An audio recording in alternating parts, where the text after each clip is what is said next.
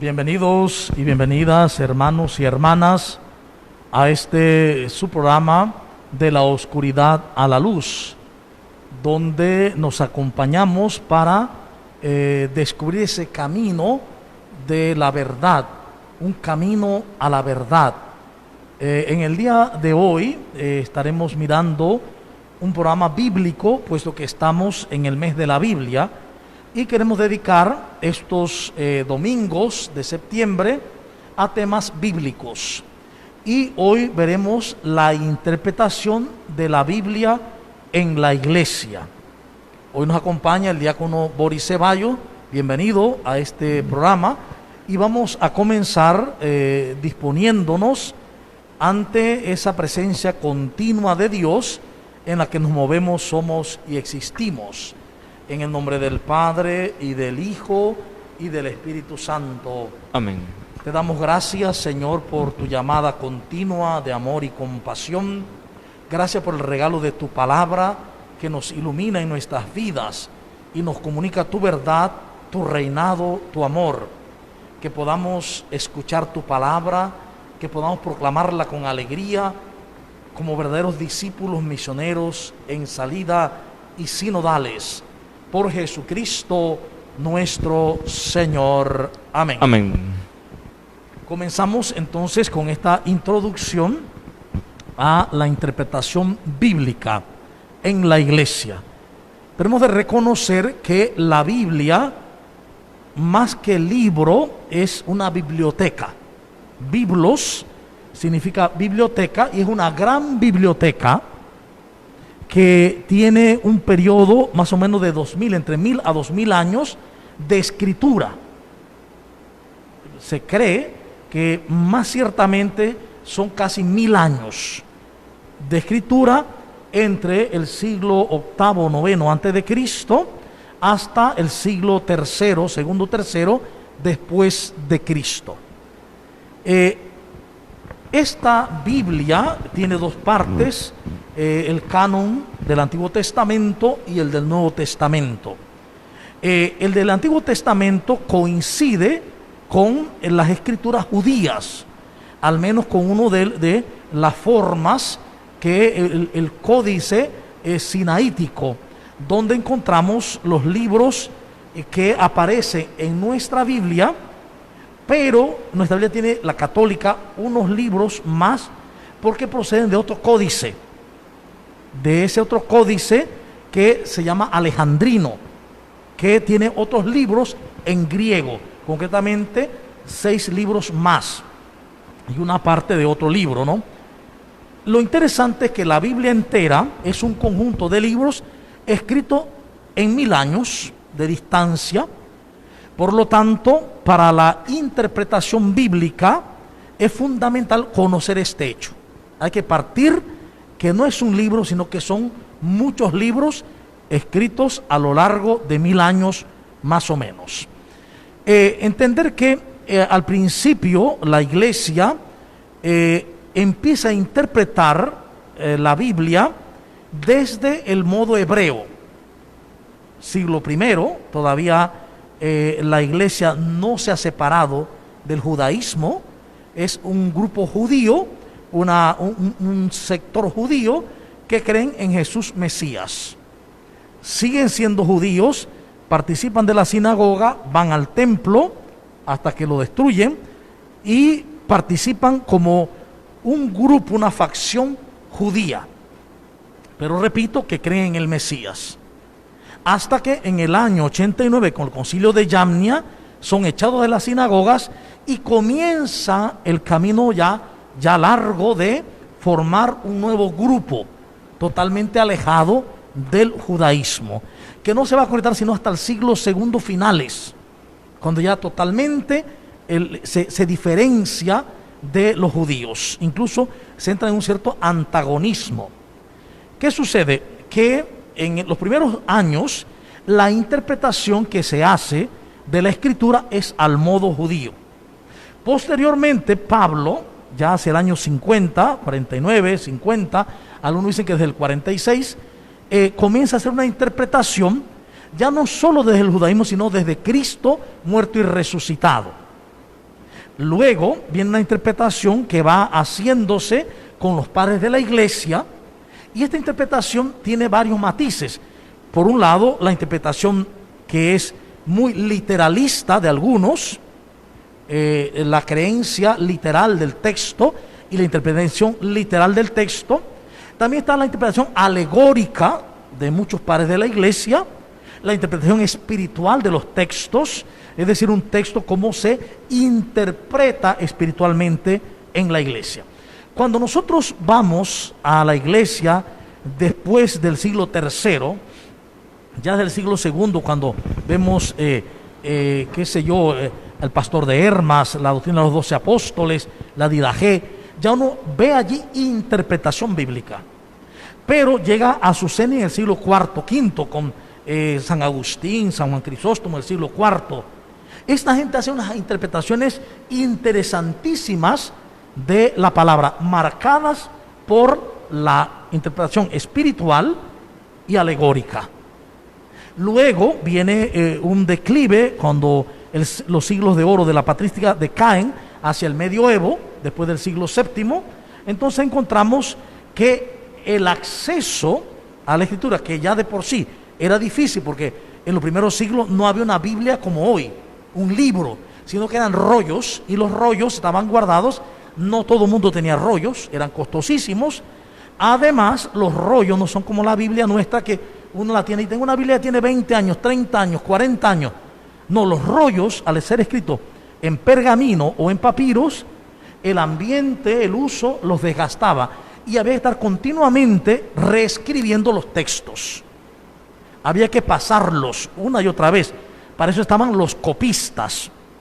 Entonces los copistas toman los textos, los reescriben. De tal manera que los textos que se escribieron al principio del Antiguo Testamento, sobre todo cuando se habla del primer templo, durante el primer templo, es decir, del siglo XIX hasta el exilio de Babilonia, en ese tiempo se escribieron varios textos, pero en el exilio de Babilonia se pierden. Cuando regresan del exilio, escarbando para reconstruir el templo, encuentran el libro, uno de los libros, o sea, el conjunto de rollos. Cuando a veces uno habla de libros, la gente piensa que es el libro de la Biblia entero. No, los rollos los encontraron. Pero esos rollos tuvieron que reescribirse y reinterpretarse. Era muy común en el mundo hebreo usar lo que se llama el midrash. Los midrash o midrashim son una relectura edificante de los textos bíblicos. Un texto lo releo, lo reescribo y le añado cosas edificantes.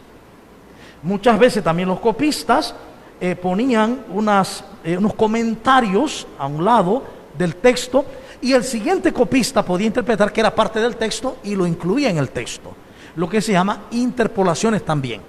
Entonces, todo ese proceso histórico dio origen a lo que hoy conocemos como la Biblia. En los siglos de la época medieval, la Biblia comienza a ser secuestrada, por así decirlo, por las aulas teológicas. La gente comienza a entrar en contacto con los rollos, con las Biblias o los biblos, los libros, pero con un fin de estudio y para probar de pronto dogmas, probar teorías de tipo de fe. ¿Qué pasa? Que ya cuando se imprime la primera Biblia por Gutenberg y ya se sacan los libros como tales, entonces estos libros los tiene en las universidades, en las aulas teológicas, para hacer tesis, para probar tesis, y el pueblo no tiene acceso a estos libros. ¿Qué pasa? Que la interpretación va entonces a estar marcada por los teólogos, sacerdotes, sobre todo obispos de la Iglesia Católica. Con la ruptura del cristianismo primitivo ya en el siglo XI, con el cisma de Oriente, con Miguel Cerulario y compañía, ya hay unas líneas de interpretación que difieren. Ya encontramos que, por ejemplo, en la Iglesia Católica Occidental se interpreta que el matrimonio, el caso matrimonio, es una sola vez. No se aceptan segundas nupcias. Mientras que en la Iglesia Católica Oriental sí se aceptan segundas nupcias. La misma iglesia, lo único que es oriental. Caminando por caminos distintos. Igual, por ejemplo, el sacerdocio, en el camino occidental, el sacerdocio es un hombre solo, vive solo. En el mundo oriental, el sacerdote puede casarse. Son interpretaciones que se han hecho de la Escritura y de lo que se ha plasmado en la Biblia. ¿Qué pasa? Con el protestantismo, la segunda gran división o la reforma luterana del siglo XVI, entonces comienza un camino muy fuerte, porque coinciden varias cosas. Por un lado, la reforma se va abriendo paso en el estudio de la Biblia. La reforma en Alemania encuentra, o igual que en Holanda y otros lugares, unos hombres que empiezan a pensar de manera distinta, porque también empieza a surgir un tiempo que se llama modernismo. El modernismo empieza a gestarse, y con el modernismo comienza el siglo de los acontecimientos científicos, el avance científico y una antagonía que comienza a darse entre ciencia y fe. Por lo tanto, la Iglesia Católica está a la defensiva. Está a la defensiva porque tiene que cuidar su integridad de Iglesia Católica, los dogmas, las creencias. Entonces, la interpretación de la Biblia no puede tocar esos temas, no puede cambiarlo, no puede moverlo. Así que la interpretación en la Iglesia Católica en ese tiempo está reservada en las aulas de estudios teológicos. Mientras que en la Iglesia protestante naciente se va abriendo paso, poco a poco, una interpretación sin normatividad. En el mundo católico está la Congregación para la Doctrina de la Fe, que entonces se conocía como Santa Inquisición. Ella dominaba la interpretación, o sea, regía la interpretación bíblica. El mundo protestante no tiene nada que lo rija, así que empiezan a estudiar géneros literarios, a estudiar la Biblia, no solo como libro sagrado, sino como un libro con géneros literarios, un libro como otros libros que son, y está también dispuesto a ser estudiado como se estudian los demás textos de la historia. Entonces empiezan a hacer estos estudios y evidentemente el protestantismo empieza una carrera de estudio bíblico que deja al catolicismo muy atrás. Muy atrás. Entonces es cuando entra el siglo XIX, que es lo que vamos a hacer en el siguiente momento. Vamos a estudiar el siglo XIX, el siglo XX y el siglo XXI. La interpretación en la iglesia, ya a largo paso lo hemos hecho y a grandes rasgos, hemos hecho interpretación desde el cristianismo inicial hasta el siglo XVIII, XIX. Entonces vamos a después hacer el estudio del siglo XIX, XX y XXI. ¿Qué sucedió? ¿Qué ha pasado?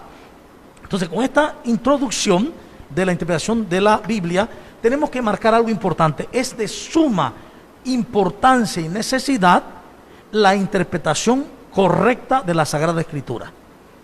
No hay que olvidar que la Sagrada Escritura tiene carácter de inspiración. Ha sido inspirada por el Espíritu Santo, por el Espíritu del amor de Dios, que quiere que a través de la palabra todos los hombres se salven, todos nos salvemos y lleguemos a la experiencia de la verdad. Ahora bien, hay que entender que la inspiración bíblica no quita que la Biblia haya sido escrita por manos humanas y por un lenguaje humano, y que por lo tanto abarca y encierra todo lo que tenemos de humano. Entonces, a partir de esto vamos a hacer primero una pequeña conversación sobre cómo tú ves, Boris, actualmente la visión retrospectiva de la interpretación. ¿Tú crees que la gente esté ubicada, la gente entienda un poco, entendemos en la iglesia ese proceso de cómo se fue interpretando la Biblia? La gente comprende que la Biblia no fue como ahora es, que eran rollos, están claros en eso. La gente entiende que en aquel momento inicial era perfectamente posible adicionar a los textos bíblicos algo y sin eso pretender traicionar el mensaje. Era propio de la escritura de entonces, cuando se hacían, por ejemplo, las vaticinias ex evento. O sea, un evento que ya pasó se pone como vaticinado para futuro, pero ya había pasado. Son formas de aquel entonces. O, por ejemplo, introducir comentarios, aclarar, incluso agrandar personajes con el fin de suscitar fe. Eso hoy no es posible en la forma literaria de hoy. En análisis literario no se permite que escribamos un texto que llamemos históricos, pero que sea un texto donde hemos hecho, de pronto, hemos agrandado, hemos arreglado el texto, hemos cambiado. Ya no es historia, se vuelve novela en los géneros literarios actuales. Pero en aquel momento sí era válido. Inclusive era válido, por ejemplo, la pseudonimia, que era que un autor escribiera un libro y lo titulara con el nombre de otro autor más famoso. Por ejemplo, algunas de las cartas de San Pablo son pseudonímicas, o sea que no la escribió San Pablo, pero se le pone a Pablo, ¿ve? Pero no la escribió Pablo, sino un discípulo de Pablo probablemente. Entonces, ¿tú crees que nuestro pueblo católico, sobre todo, tiene alguna idea de todos estos procesos? Bueno, yo diría que, por ejemplo, pueden encontrarse algunos catequistas, algunos misioneros, algunos evangelizadores que quizás están un poco más comprometidos en las parroquias, en las capillas, o que quizás su párroco o el sacerdote le ha dado una cierta formación, tienen un conocimiento bastante general. Pero, por decirlo así, en el común de los que asisten, digamos, a una misa dominical, por ejemplo, por lo general casi siempre hay una actitud más de que el padre me explique eso, qué significa el texto o qué quiere decir, y vienen muchas veces con la actitud más de que sea una respuesta práctica y corta que me solucione el problema que tengo inmediatamente. Pero no hay una estructuración, digamos, o una preocupación por parte de la mayoría de los fieles, puedo decirlo, de decir yo necesito que me expliquen cómo se interpretaba el texto en el Antiguo Testamento, cuál es la conexión o la unidad que hay con el Nuevo Testamento. Y creo que eso ha llevado a que se den quizás algunos errores, como los que usted mencionaba, por ejemplo, el tema del fundamentalismo, que en algún momento también se vio muy marcado en la historia, donde un texto se tomaba, se leía y se decía, si está escrito de esa forma y es Dios quien lo ha dicho, como decíamos hace un momento, sí, el Espíritu Santo ha inspirado a hombres, pero que con un lenguaje humano lo ha redactado. Entonces hay que tener como cuidado en esa realidad. Cuando usted mencionaba hace un momento lo de la pseudonimia, recordaba también que, por ejemplo, antes eso era muy común. Para darle como fuerza o fortaleza a un texto bíblico, se acostumbraba a ponerle el nombre o a título de alguien que haya sido muy relevante en temas de estudios o conocimiento teológico. En este caso, pues como mencionaba San Pablo, por ejemplo, también pasa con alguna de las cartas también. Por ejemplo, ahí está el caso, por ejemplo, del Evangelio de San Juan, que también en las diferentes interpretaciones que se hacen, en algún momento se dice que era el discípulo amado, era Juan el de los 12, otros dicen que no, que era un Juan que era discípulo de Juan el Bautista, pero a las finales pues se buscaba eso, la comunidad intentaba decir todo lo que se escribe o se redacta, esa comunidad juánica, que en algún momento también se le va a llamar ese nombre, colocaban el nombre de Juan como una forma de darle fuerza de que ese era el apóstol quien nos los comunicó, nos los transmitió. Eso por una parte. Lo otro, pues, lo que usted decía, que de repente si hay como ese interés o ese deseo de parte de los laicos o del común, del pueblo santo de Dios, de conocer estas realidades de fundamentales, bíblicas, el contexto histórico y todo esto, yo siento que sí. Creo que quizás de repente de parte de nosotros como ministros en algún momento hemos subestimado a la gente. Yo recuerdo cuando estaba en el seminario, algunos formadores de Biblia decían, no, esto es para ustedes.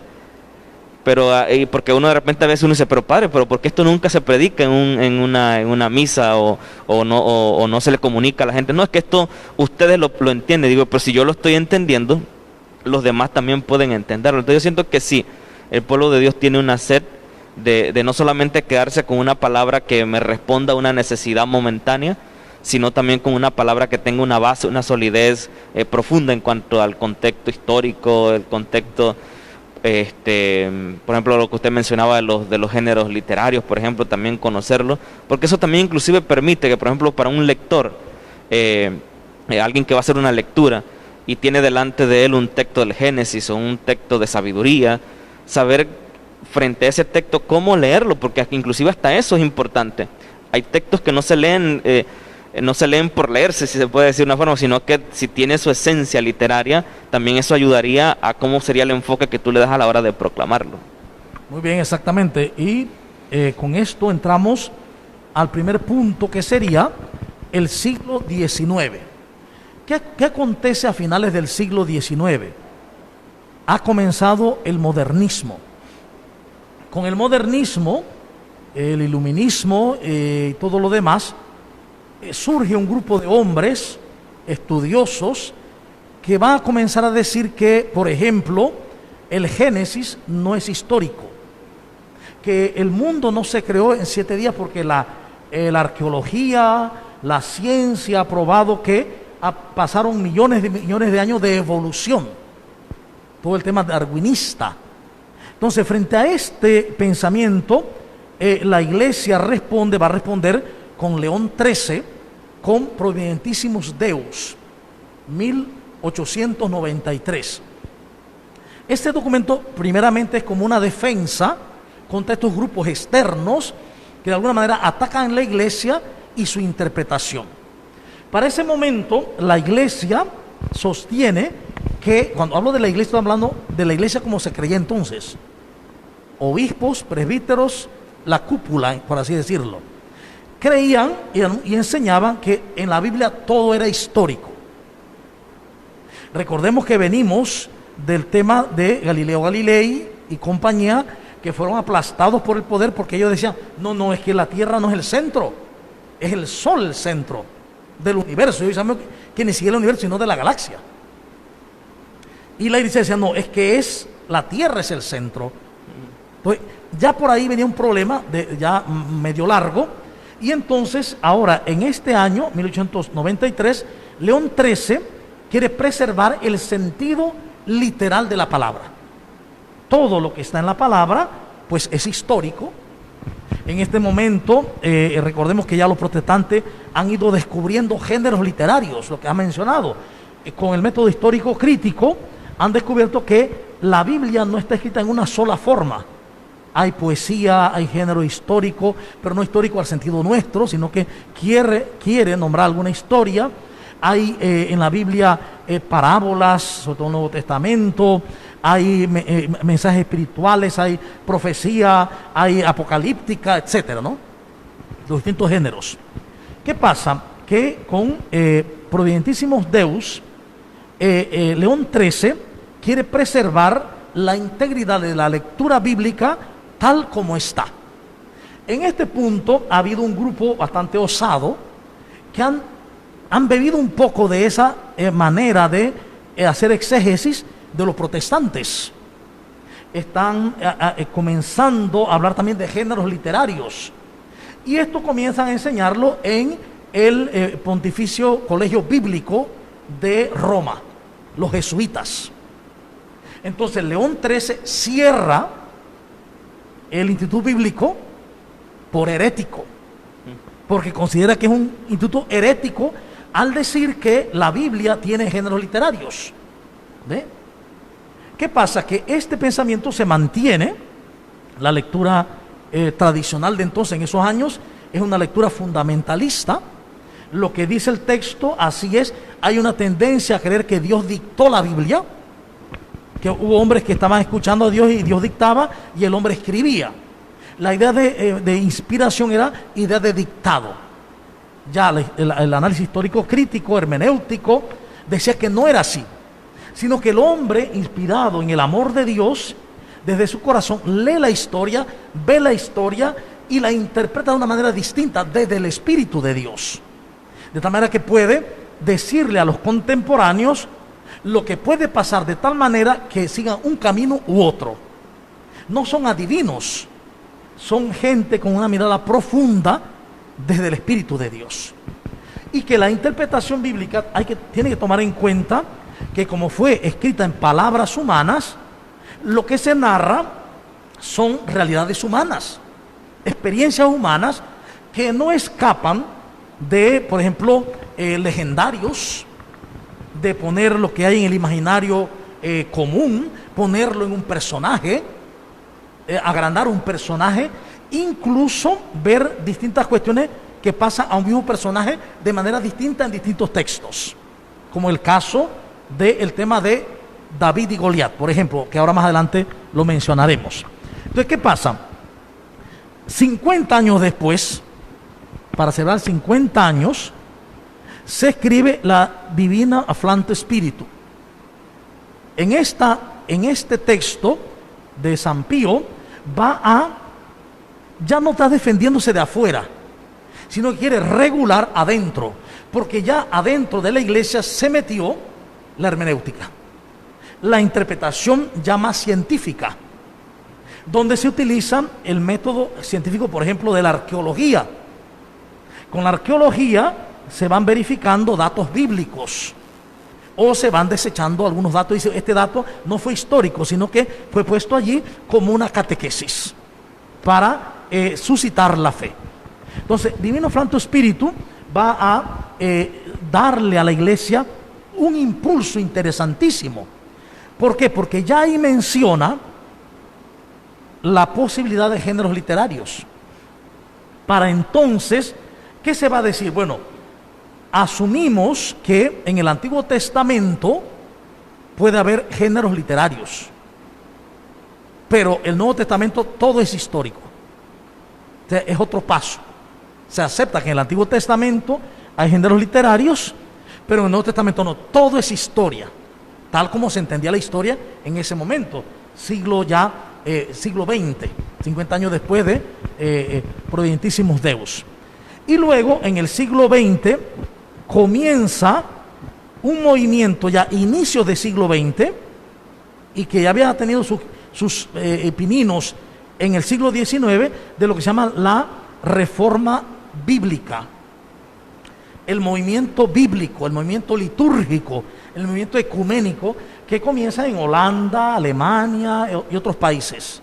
Teólogos que empiezan a ver de manera distinta la escritura, estudian semiótica, filología, estudian lingüística y van descubriendo la lectura ya total de la Biblia. La Biblia deja de ser secuestrada, comienza a accederse más y más al pueblo. Y aquí entonces llega el Gran Concilio Vaticano II.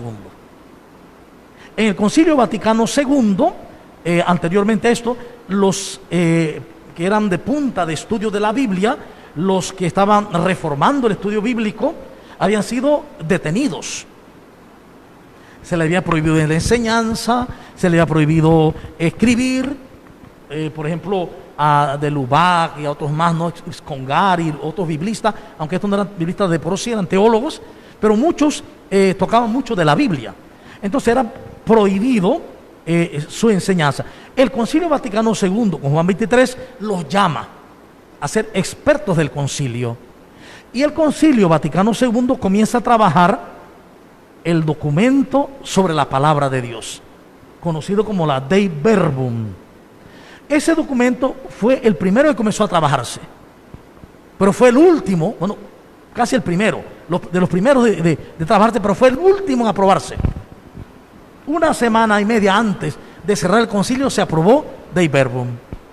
Y Dei Verbum es interesante porque Dei Verbum interpreta la escritura como va a ver y va a tomar los recientes acontecimientos de estudio sobre la arqueología bíblica, géneros literarios, y va a decir claramente, ya con toda claridad, que en la Biblia hay que leer con mucho cuidado, que no se puede interpretar como cualquier libro actual, sino como todo libro antiguo, que hay que tomar en cuenta quién lo escribió, en qué año se escribió, para quién se escribió, qué se dijo, y desde la experiencia de aquel lugar y lo que se quiso decir en aquel lugar, interpretar lo que se quiere decir ahora, en este momento presente.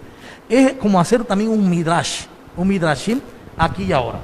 ¿Qué sucede? Con el Concilio Vaticano II se va a decir que la Escritura está por encima de la tradición y por encima de la autoridad eclesiástica. Porque dice, la autoridad eclesiástica le sirve y le cuida. La palabra es el centro en ese momento. Tanto así, recordemos que la palabra con el tema de Lutero se dejó a un lado porque se hizo énfasis en los sacramentos. Mientras que el mundo protestante abandona los sacramentos y se centra en la Biblia, la ley del péndulo hace que la iglesia deje a un lado la Biblia y se centre en los sacramentos, en lo ritual.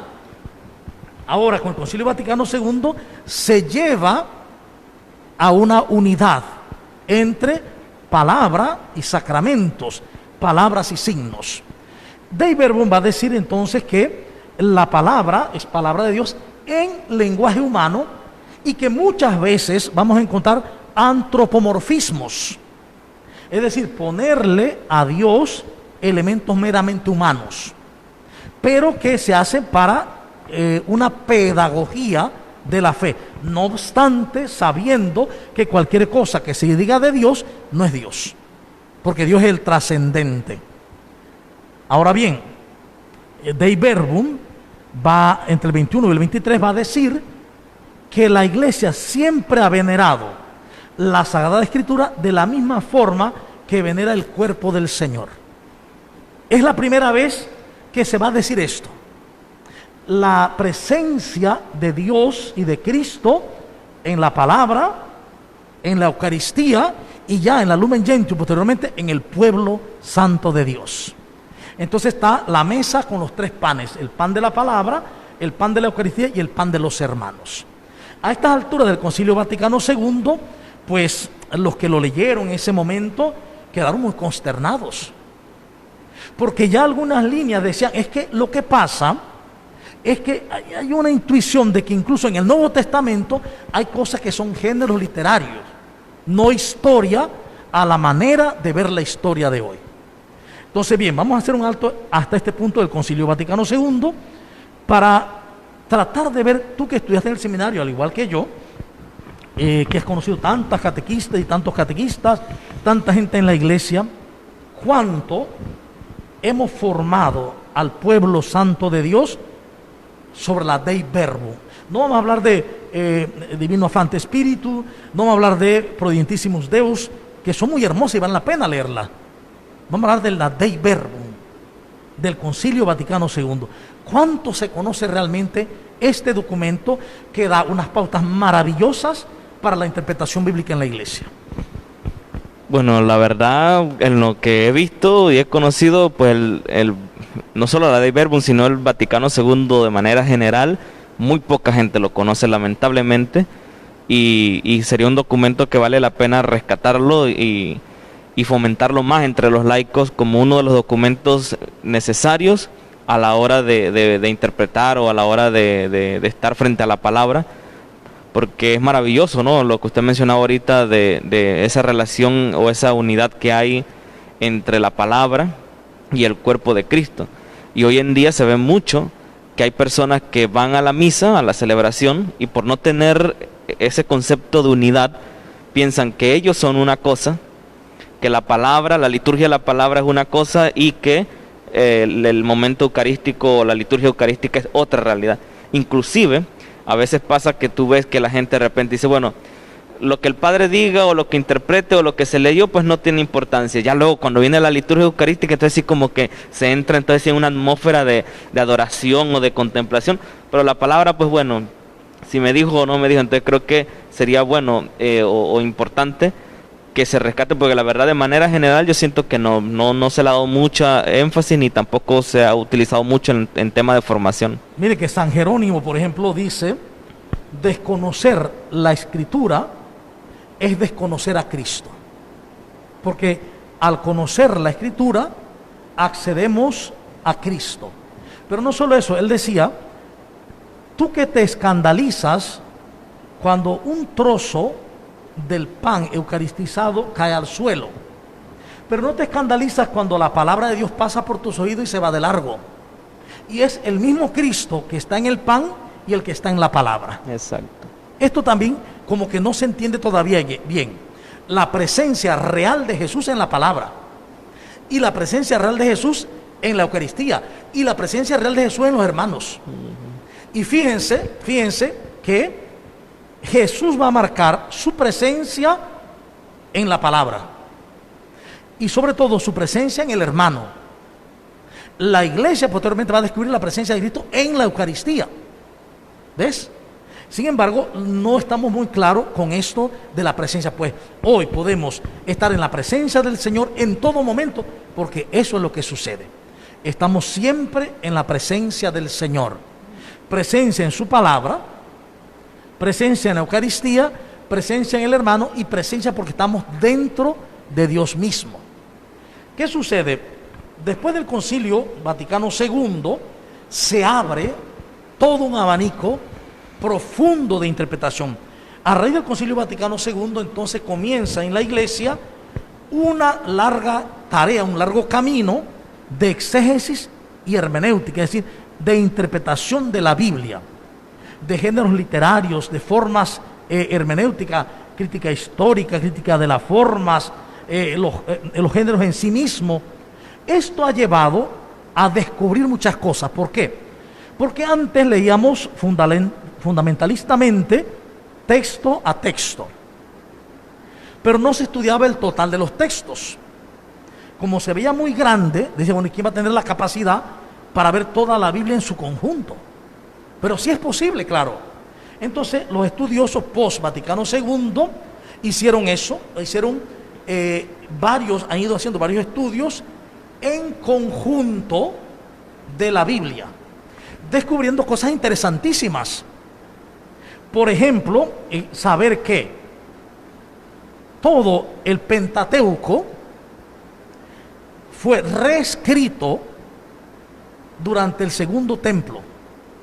Es decir, llegados de Babilonia, cuando encontraron los libros sagrados, reescriben los libros, los agrandan, les dan forma, los escribas, y es por eso que la gran mayoría de los libros que están preexílicos no citan ni a Moisés, ni el Mar Rojo, nada de eso, ni Abraham lo menciona, porque no estaban escritos, porque esas historias, entre comillas, no habían sido escritas, son escritas post-exilio. Y es por eso que encontramos las narraciones, por ejemplo, del Génesis, cuando vemos que el primer relato que escribe tan ordenadamente, lunes, martes, domingo, lunes, martes, la creación, hasta el sábado. Y se ve que fue escrita por los sacerdotes, por el grupo sacerdotal, que busca que el pueblo que viene de Babilonia, que tuvo contacto con otras divinidades, entre comillas, con otras prácticas religiosas, vuelvan a la pureza de la fe. Y esto implica dedicar la semana entera a Yahvé en el día sábado, en el sábado. Esto mucha gente no lo sabe. Como los relatos históricos, por ejemplo, de Elías, los escritos sobre Elías, esos escritos se ponen luego sobre Moisés. Se calcan experiencias de Elías sobre Moisés, sobre el relato de Moisés. Por eso encontraremos que los mismos lugares que visitó Elías son los que visitó Moisés. Y ahí no se encontró con Yahvé. Y toda una serie de símbolos hemos descubierto, por ejemplo, con la arqueología bíblica, elementos como los querubines que decíamos la vez pasada. ¿Qué es un querubín? La gente imagina un ser alado, un hombre. No, eran unas bestias con cuerpo de león, con patas de buey, con alas de águila y cabeza de hombre, que medían como 5 metros y que se ponían a la entrada de los templos o los palacios para defenderse de los espíritus malignos. Por eso dice el Salmo, Dios viene sentado sobre querubines, viene volando del cielo, bajando en un querubín, en una bestia. Entonces, cuando no entendemos la simbología, los sentidos bíblicos, entramos en un problema. Yo le decía una vez aquí que la interpretación bíblica es como, por ejemplo, que hoy hacen un juego de béisbol ahí en el estadio y ponen la noticia que un jugador batió y la bola pasó lamiendo la cerca y se fue de jonrón. O sea, hoy entendemos cuando alguien dice y la bola pasó lamiendo la cerca, entendemos perfectamente que es que pasó rozando la cerca. Pero si ese periódico se pierde y se encuentra de aquí a 2000 años intacto, y lo leen y dice, la bola pasó lamiendo la cerca, ya no hablarán en español, y el español ya no será como hoy, en 2000 años seguro, ¿eh? Entonces van a buscar los expertos en lingüística, en semiótica. Dice, la bola es un objeto de jugar, redonda, es esférica, pasó, verbo activo, pasar, pasó, lamiendo viene de lamer, viene de lengua, tenía unas bolas que tenían lengua. Esa es la lectura literal, la interpretación literal. Y eso pues hace mucho daño, si no entiendo el sentido.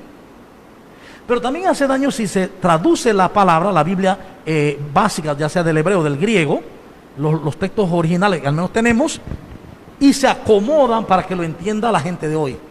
Entonces eso también hace mucho daño. Por ejemplo, muchas Biblias ponen, yo Pablo saludo a la comunidad cristiana de Colosa. Es que eso no es lo que dice el texto original, dice, yo Pablo saludo a los santos de Colosa, que no es lo mismo. Pero como no se entiende bien el tema de la santidad, entonces no ponen santo y no la comunidad cristiana. No sabían que la comunidad cristiana es la comunidad santa, lo mismo. Entonces hay miles y miles de formas. Llegados a este tema del Concilio Vaticano II, vamos avanzando con la interpretación y llegamos a 1993, cuando se escribe 100 años después de Providentissimus Deus, de León XIII, se escribe la interpretación de la Biblia en la Iglesia.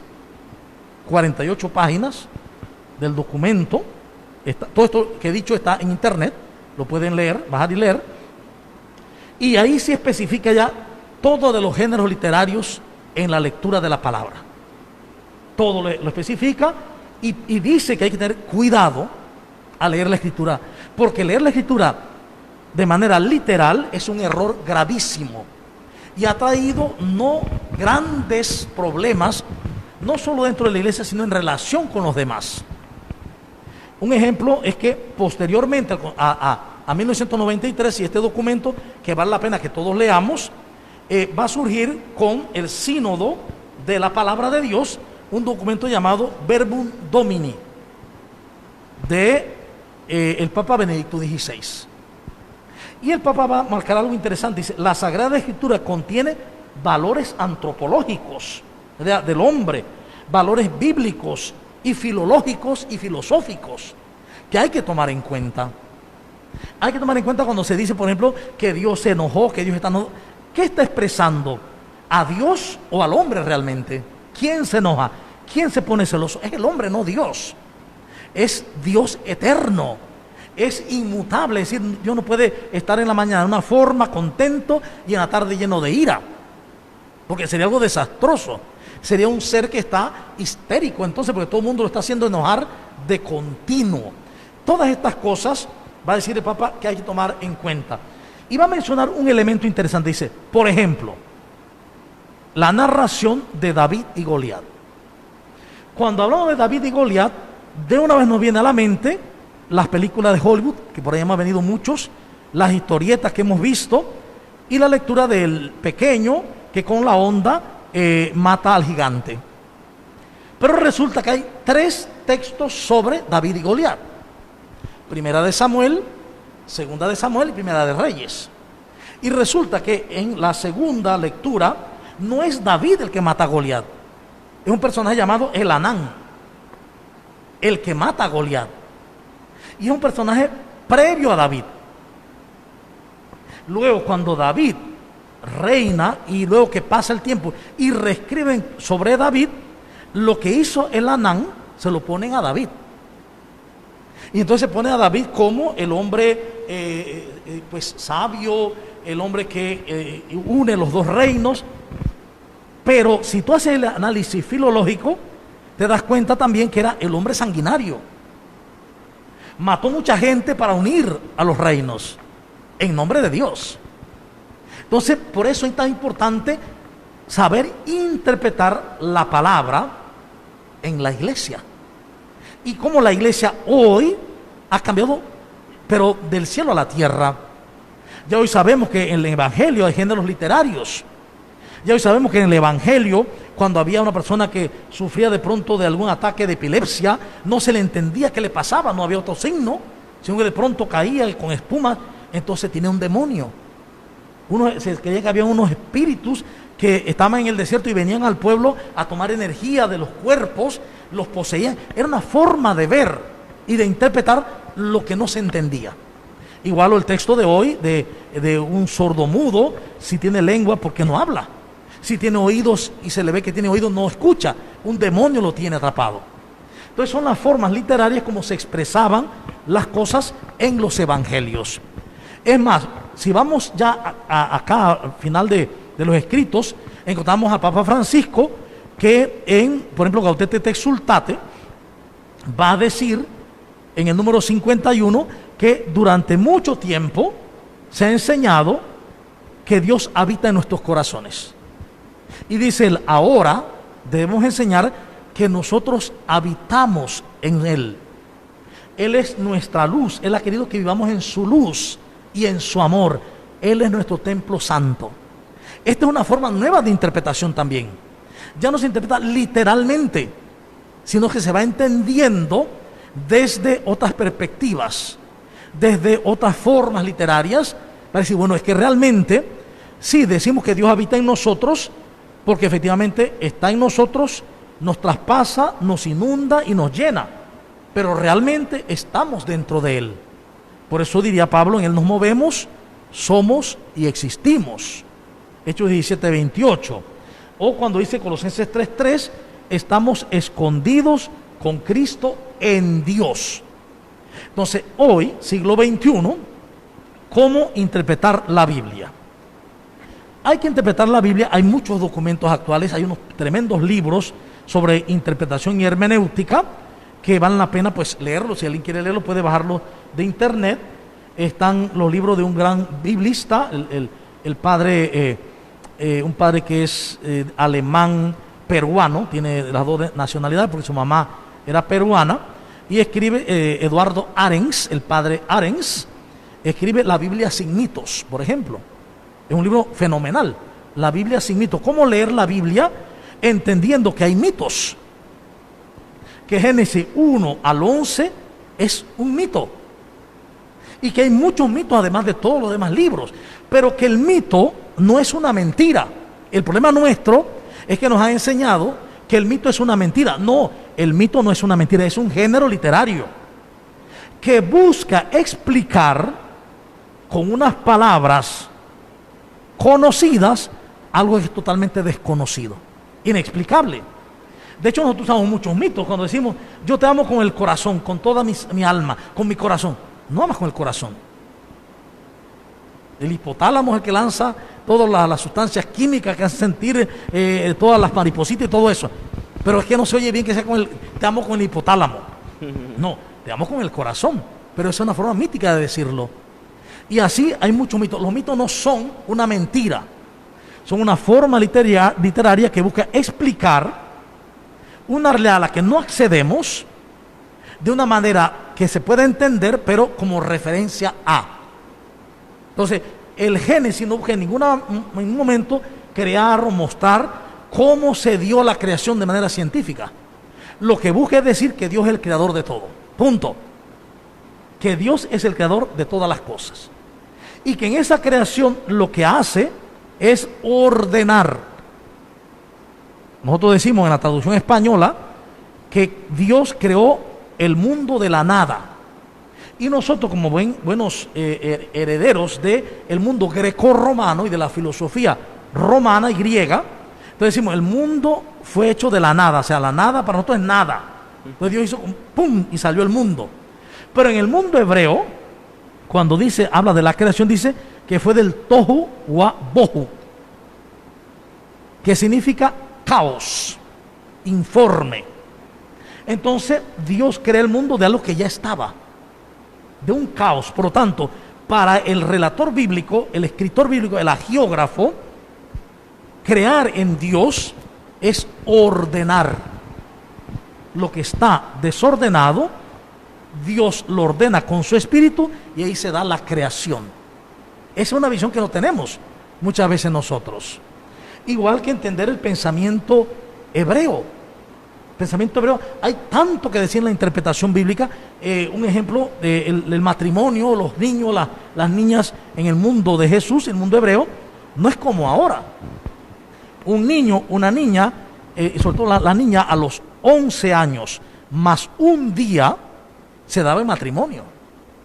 Y a los 12 años más un día, se hacía el matrimonio. Luego entonces María tenía como 11 años y medio, cuando acontece todo lo que aconteció de la encarnación. Es otro mundo distinto. Hay que saber que hay 3 maneras de llamar vírgenes. El término virgen nuestro que usamos se refiere a 3 cosas. La virgen como niña, la virgen como jovencita que no ha tenido todavía la primera menarquia, y la virgen como chica adulta que no ha tenido marido. Una chica podía tener sexo, pero si no había tenido la primera menarquia, todavía sigue siendo virgen, aunque hubiese tenido cerca el sexo, y aunque hubiera quedado embarazada, podía ser virgen en el mundo hebreo. Entonces, cuando interpretamos la palabra, no podemos hacerla fuera del mundo de la palabra, del mundo hebreo, del mundo de Jesús, por ejemplo, en el tiempo del Nuevo Testamento, y del mundo del Antiguo Testamento. No podemos hacerlo porque nos equivocamos terriblemente. Entonces, este tema de interpretación es para un semestre, un año entero. Hemos dicho pinceladas, puntadas sobre la interpretación en la iglesia. Pero lo más importante es que hemos dicho los nombres de los documentos básicos para que podamos por nosotros mismos, cada una, investigar y leer lo que se dice sobre la interpretación de la Biblia en la iglesia. El saber interpretar la Biblia desde el género literario, desde el contexto histórico, es fundamental. Mucho sufrimiento ha habido en el mundo cristiano por no interpretar la palabra desde su contexto histórico-cultural, desde su contexto lingüístico y desde los géneros literarios. Ahora bien, ¿qué podemos hacer en este siglo XXI, después de tantas cosas que ya se han revelado en la iglesia con los últimos papas? Por ejemplo, mismo Benedicto, que ha interpretado todo lo que dice la Biblia sobre el juicio final de manera distinta en Spe Salvi, y Francisco desde Evangelii Gaudium ha interpretado muchas cosas también nuevas. ¿Qué hacer como iglesia del siglo XXI para que nuestro pueblo, para que nuestra gente acceda a el conocimiento básico de interpretación? ¿Qué podemos hacer? Bueno, lo primero que yo motivaría a todos es a perder el miedo a leer las Sagradas Escrituras y a quizás cambiar ese chip de que necesitamos que nos lo expliquen para yo poder acceder a ellas. O sea, yo siento que hay a veces como un temor de agarrar la Biblia. Si lees y ves algo que no entiendes o no comprendes, pues acercarte a tus pastores, a tus sacerdotes, a alguien que tenga quizás un conocimiento mayor que te ayude. Eso por una parte, perder el miedo. 2, el magisterio, como usted bien lo mencionaba, estos últimos documentos que han salido tanto del Papa Benedicto XVI, ahora Evangelii Gaudium también del Papa Francisco, estos documentos nos ayudan en un lenguaje práctico a entender cómo interpretar la Biblia. Eso por una parte, ayudarnos con estos documentos para perder el miedo a adentrarnos en el misterio de la palabra. Y agregaría un último elemento muy importante, que muchas veces frente a la palabra o cuando estamos en una formación bíblica o tomando un curso, hay algo muy hermoso. Uno está sentado frente a la palabra, frente al texto, pero en el corazón hay que estar de rodillas delante de Dios. Eso me ayudó mucho durante mi formación en el seminario, reconocer que la oración, que el pedirle al Señor la luz, y como siempre se ha dicho, el intérprete de la palabra es el Espíritu Santo, siempre pedirle la luz y la gracia de que nos ayude a entender y comprender los misterios que están detrás de la palabra de Dios, y también qué nos quiere decir a cada uno en lo personal. Entonces quiere decir que para poder entender la palabra se necesita hacer unos estudios.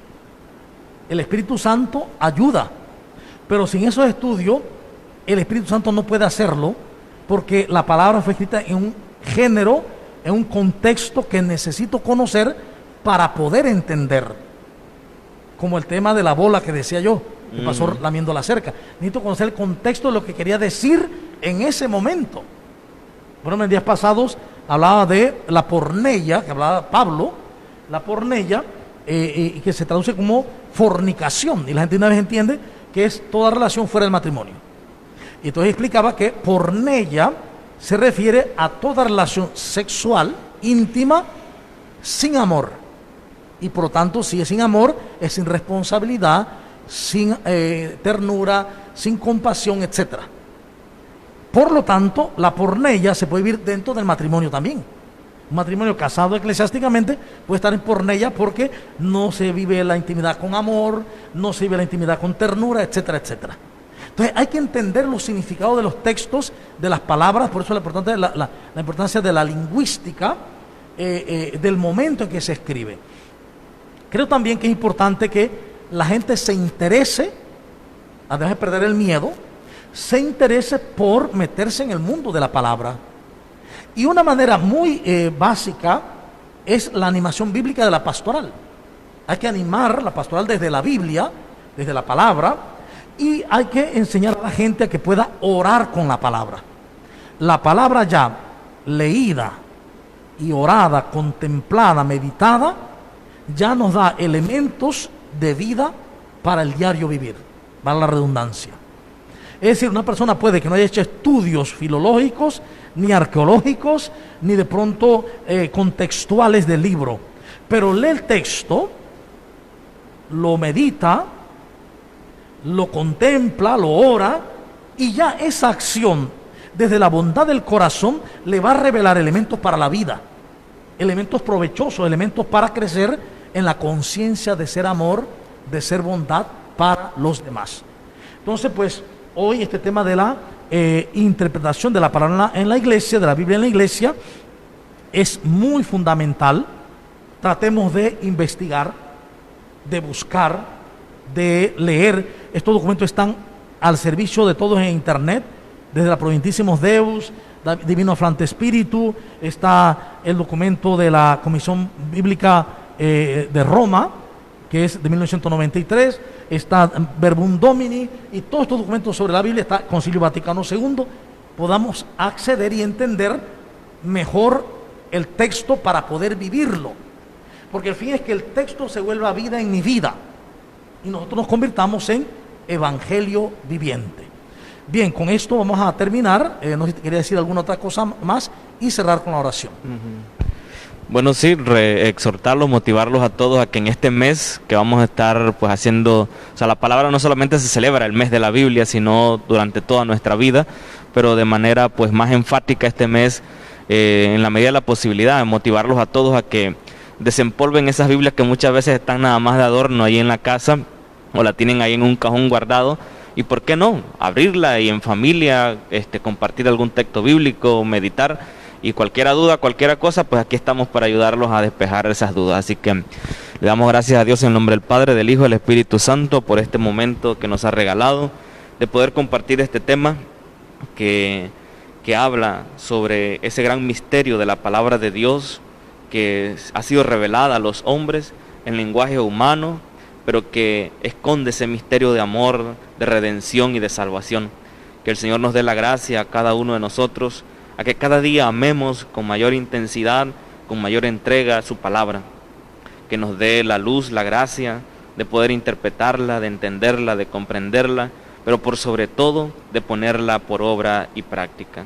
Por Jesucristo nuestro Señor, en nombre del Padre, del Hijo y del Espíritu Santo. Amén. Les esperamos el próximo domingo y mil bendiciones.